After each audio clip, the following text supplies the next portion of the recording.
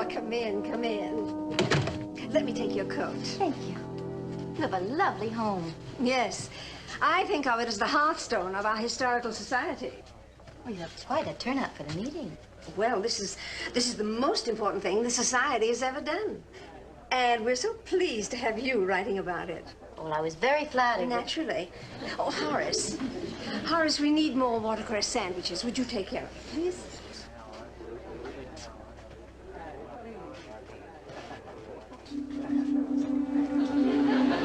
Put that down. There was a time, long since gone, when a man who had a sextant and a compass could go anywhere in the world.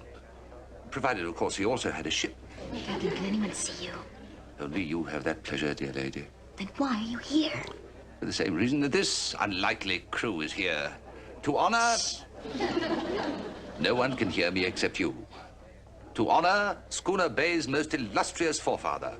And we all know who that was. Or is. People, meeting's been called to order. We are here to announce the name of that person who has been selected by our committee as the most outstanding figure in the history of Schooner Bay. The committee? Elvira, I thought the whole membership was going to vote on that, democratically. The committee was selected democratically by me. Our professional artist, Mr. Wyatt Andrews, has brought along a model of the statue, which will be erected to this hero in the town square. And our professional writer, Mrs. Carolyn Muir, will write the official history of our hero for the society. And this article will be placed in a national magazine. If we can get one to put it in. The gentleman we have selected for this honor was, fittingly, a sea captain. He was extremely distinguished and colorful, and a hero of the famous naval battle of Vera Cruz during the Mexican War.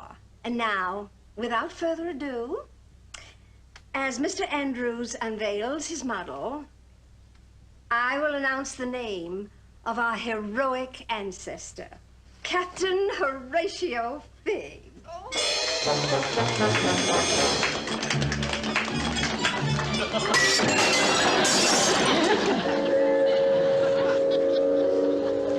Mrs. Muir. Yes?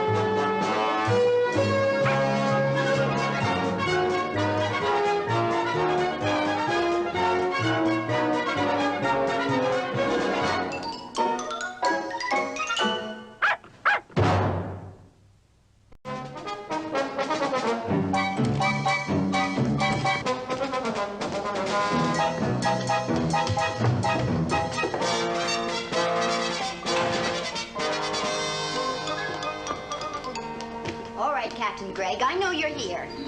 Our perception is improving. But my temper isn't.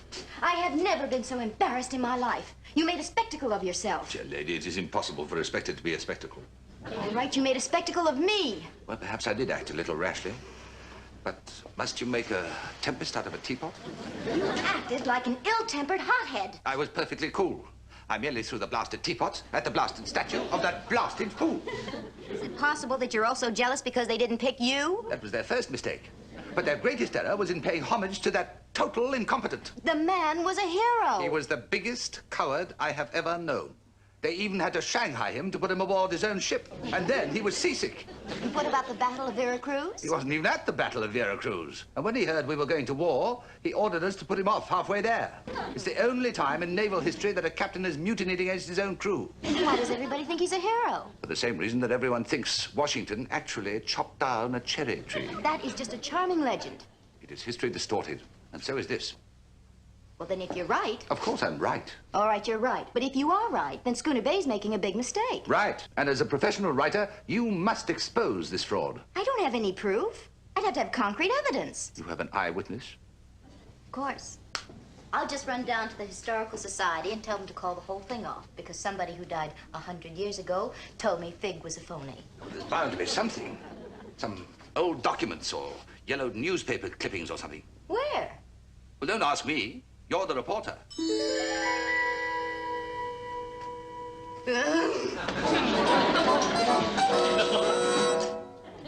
Morning, everybody. Oh, good morning. Morning, Mom. Morning. Just toast and coffee for me, Martha. I'm in a hurry. Where are you going, Mommy? I'm going into town to do some research on an article I'm writing. The one about that phony Captain Figg? Jonathan, where did you ever hear a thing like that? Scuttlebutt. Well, you shouldn't make an accusation without having the facts. You should know he was there. Who? Captain Gregg. Mommy, he's doing it again. Stop teasing your sister with those ghost stories. But But no buts. You eat your breakfast. Martha, where's my toast? Well, I put it down in front of you. Well, it's not here now. Scruffy, did you take my toast? Bad toast. You shouldn't make an accusation without having all the facts. I'm terribly sorry about last night. Well, it was an emotional moment for all of us. You're very understanding. But I must say that smashing my teapot was an unusual way of displaying your emotion. I'll be very happy to replace it. Oh, indeed, I wouldn't think of it. After all, how could you? It was an irreplaceable heirloom. Well, I hope I can make it up to you by writing a very good article. Ah, yes, the article. That should be an easy task, considering the subject. Dear Captain Figg. Before I start writing, I'll have to look at all the documented evidence. For research, you realize. Well, you've certainly come to the right person. You know who I am, of course. Of course. Who are you? It so happens I am Captain Horatio Figg's great-grandniece. Ah! You certainly are a tense woman. I'm just impressed. Naturally. And it's largely due to my efforts that the captain is finally going to get what he deserves. And I'd like to be the one to give it to him. Now, I realize that you writer people are an impressionable breed. So I feel I must warn you that there are those in the town who are a bit disgruntled by our selection of the captain. At least there's still some sanity left in Schooner Bay. Pay them no heed. They are merely jealous. You must have some very interesting souvenirs of your ancestor. Souvenirs? Oh, my dear. My collection of Figg memorabilia belongs in a museum. Or a sideshow? This is his ship, the Marlin. We used to refer to it as the Herring. I can just see him standing on the bridge with his telescope. You just see him hiding in the bilge with his bottle. This was just after the Battle of Vera Cruz. Look at the fire in those eyes. Naturally. He was hungover. When duty called, he did not hesitate. That phrase was coined when the captain was lost at sea. He was always lost at sea. That's going to be on the base of the statue. When duty called, he did not hesitate. These are interesting. Well, those are his medals, won in numerous campaigns. Numerous poker games. Miss Grover, it would help the article tremendously if you had any written material on Captain Figg, such as old newspaper clippings. Well, Schooner Bay didn't have a newspaper until the 1850s, unfortunately. Or conveniently. But I have something better.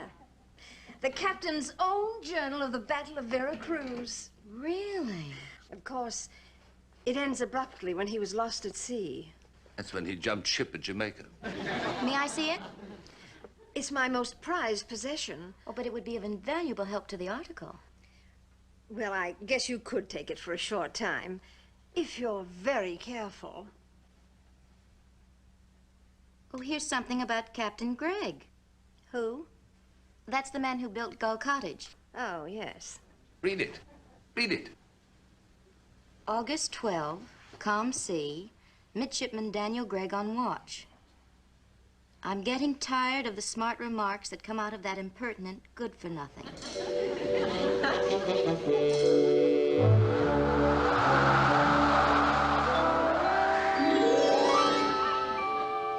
You still mad? I am not mad. That's good. I am not mad. I believe you. No, you don't. All right, then I don't believe you. That's what I thought. So I'll tell you why I'm not mad. My suspicions are finally confirmed. You're not listening. Yes, I am. But I've heard the same thing before, and besides, accusations without proof. The whole thing is an insidious hoax perpetrated on an innocent community by an insipid descendant. Captain Gregg, I have no reason to doubt Miss Grover's sincerity. And everything I've read in this journal backs up everything I've heard. Bilgewater. The journal is a blatant prevarication. Oh, you're not content to call Figg a drunk and a coward. Now you're calling him a liar. Of course he's a liar. Do I look like an impertinent, good-for-nothing? Still mad.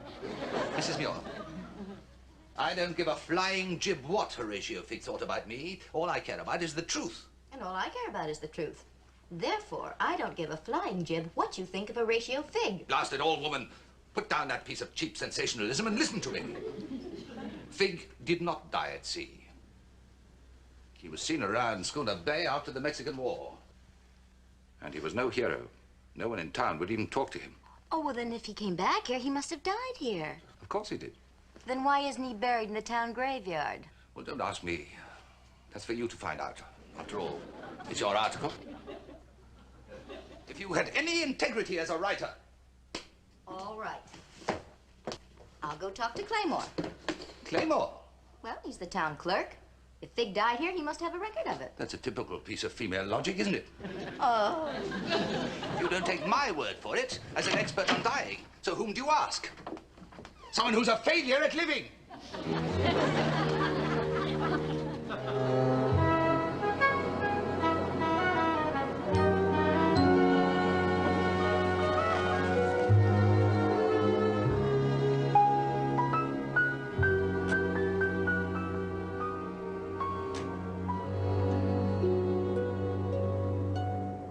What an appetite.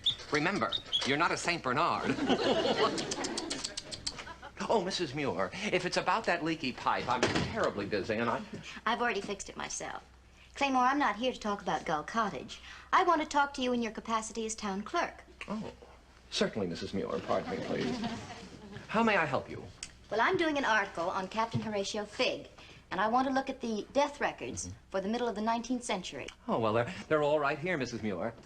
Of course, there's a $10 fee. $10? Well, since you're a client, how about $5?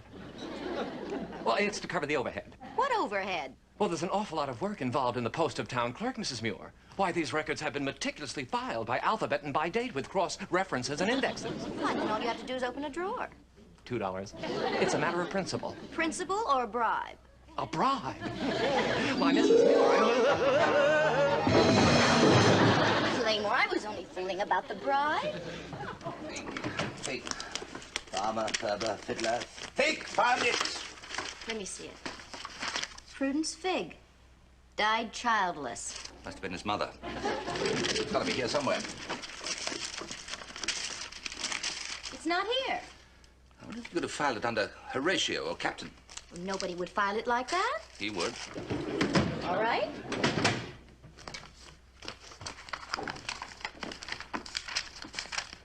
It just isn't here.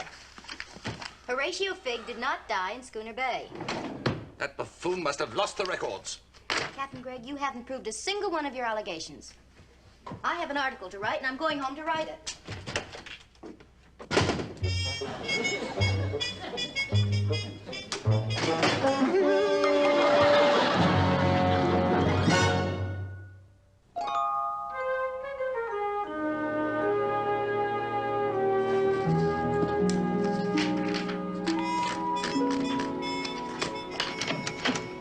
How about a nice cup of coffee? No, thank you, Martha. Oh, I forgot to ask, what would you like for lunch? I've just decided to skip lunch. Well, now, that's not good for you. All right. I'll have 2 dinners. Oh, now, you shouldn't try to write on an empty you. stomach.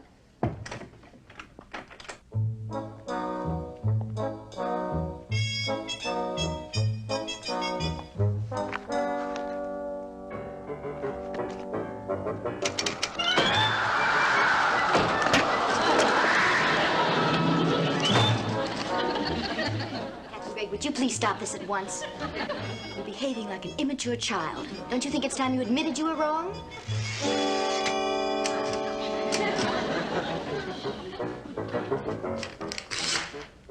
No.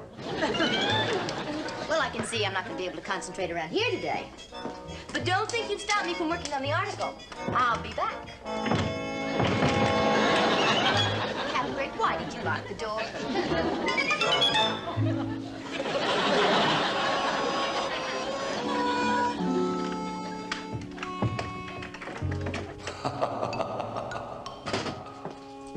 Hi, Martha. Oh, hi. Feeling better? Much better, thanks. I took a nice long drive and worked out the entire article in my head.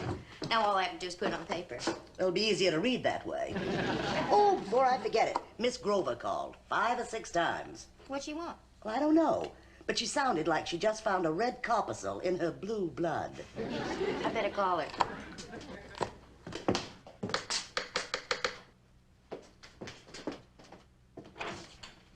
Miss Grover, I was just about to call you. I wouldn't have been home. I've just come from the police. What happened? My house has been burglarized. That's terrible. Was anything valuable taken? Something beyond value. Captain Figg's medals. Who would do a thing like that? Well, I have certain suspicions. You do? Well, nothing definite, of course. But there are forces at work who are trying to sabotage the captain's memory. Forces? What kind of forces? Those who don't want justice done to Captain Figg.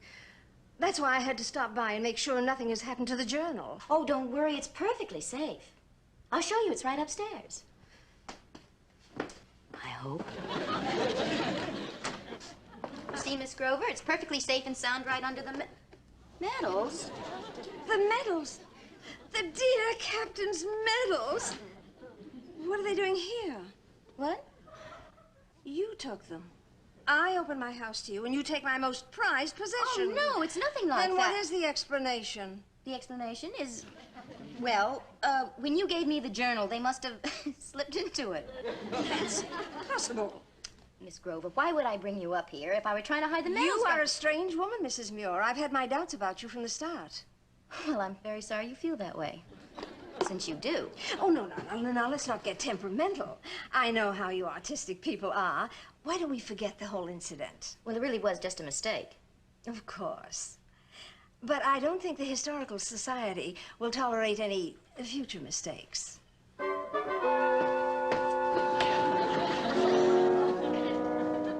You talk about my integrity, you have none at all.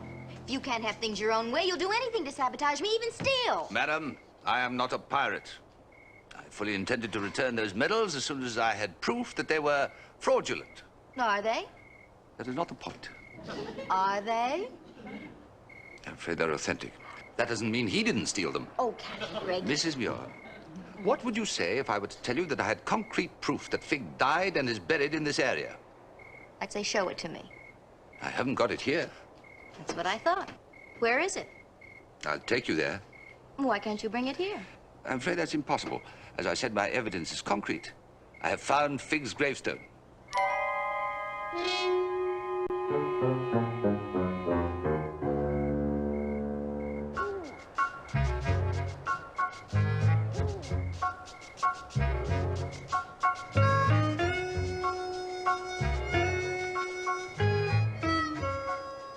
Who lives here? No one now. It used to be the Figg home, but the family moved into town 75 years ago. You say Figg is buried here? Yes, right over there.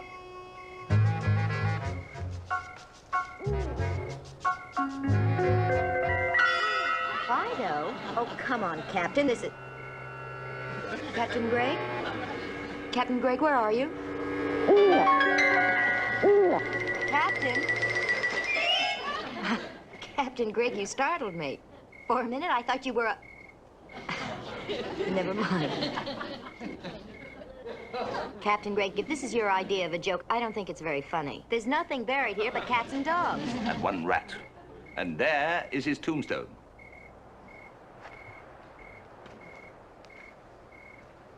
It is here. Captain, I don't know what to say. Well, an apology might be fitting. I do apologize. This proves he didn't die at sea.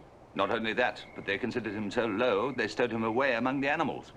That's rather sad, isn't it? Yes, sad for the cats and dogs that had to be buried next to him. Always sad when a legend is destroyed. There's something else written here. Don't read it. It's probably obscene. It's an epitaph. When duty called, he did not hesitate. What? That's the same phrase that was on his portrait. Do you know what that means? Yes, that Figg carved his own tombstone. Well, Captain, why don't you give up? Even if he didn't die at sea, this proves he obviously was buried as a hero. What, out here? Well, why not? It's his home. Oh, what is the world coming to that it can glorify a man who is a sot, a coward, and a poltroon? Captain, if you can't act like an adult, you can at least have a little respect for the dead. Mrs. Muir, I'm delighted with your discovery. Imagine, Captain Figg's very grave. Of course, it does upset the theory that he died at sea. Not really. Evidently, he was brought back to be laid to rest among his loved ones. Fido? This is an important contribution to the town heritage. And I must apologize to you, Mrs. Muir, for the little suspicions I've had about you. Oh, that's quite all right. I didn't...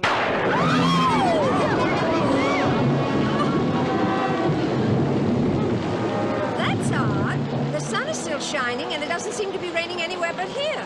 We seem to have our own special dark cloud. It stopped. Oh, I was sure it would, just as soon as we all got soaked.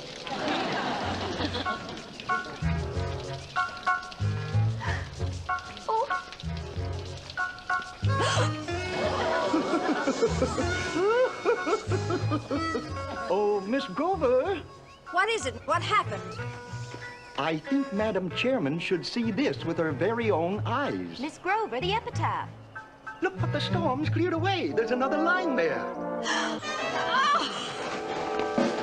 When duty called, he did not hesitate. He ran like hell.